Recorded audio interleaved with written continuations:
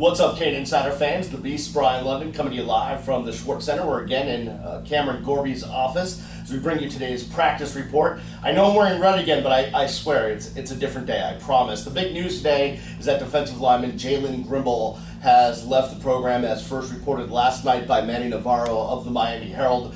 Evidently, Al told us this morning that Monday night Jalen decided to leave the program. Al said the reasons why he decided to leave will be kept inside the program, although you'd have to think that the recent incoming members of the team on the defensive line probably affected his decision. Sad to see. Jalen was a pretty highly recruited player out of Nevada, although his production was not great when he was here. There's also kind of rumors floating around that maybe he was asked to switch sides of the football, go play on the offensive line, and he didn't quite like that. But Al said, hey, we wish him all the best, great kid, and whatever works out for him is what works out for us. So they have released him from the program. Meanwhile, injury updates, and there's plenty on the offensive line. Danny Isadora had the foot surgery. He's going to be out 8 weeks, but it's good to hear that he might be back during the season. Meanwhile, offensive lineman Hunter Knighton is done for the year. He had shoulder surgery. Alex Gall, another offensive lineman, has an infection on his hand that he got after suffering some sort of bite, maybe a spider bite. And he's got a big infection on his hand, so they're trying to get that down. In red today means no contact at all, really limited in practice, was wide receiver Rashawn Scott. In yellow today, meaning limited practice, was Deion Bush and David Perry, who's been in yellow the entire camp.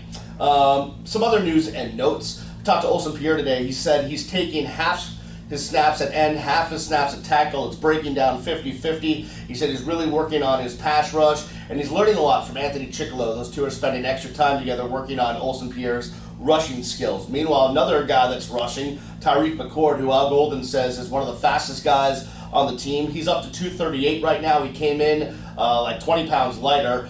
He's up to 238. He says he wants to play at 240 plus. I talked to Al about Tyreek McCord, and Al said that right now Tyreek's a tweener. He can play Sam linebacker. He can play their rush spot. I think they'd like to get him to gain even more weight and be a definite rush end, a stand-up guy in a 3-4 defense. His speed is something that really is that he uses to his benefit when attacking the other team's quarterback.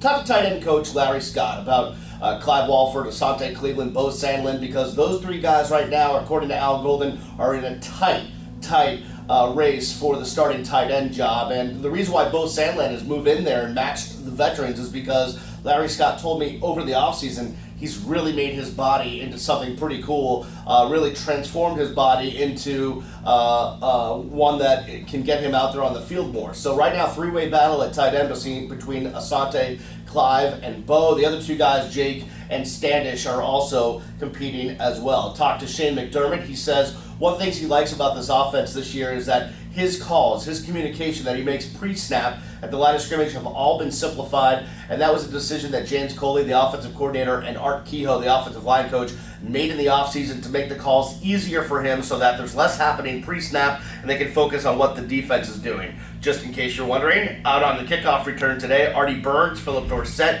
Duke Johnson, and Antonio Crawford. And last but not least, this one I haven't heard before. Al Golden referred to his punter, Pat O'Donnell, as Ivan Drago.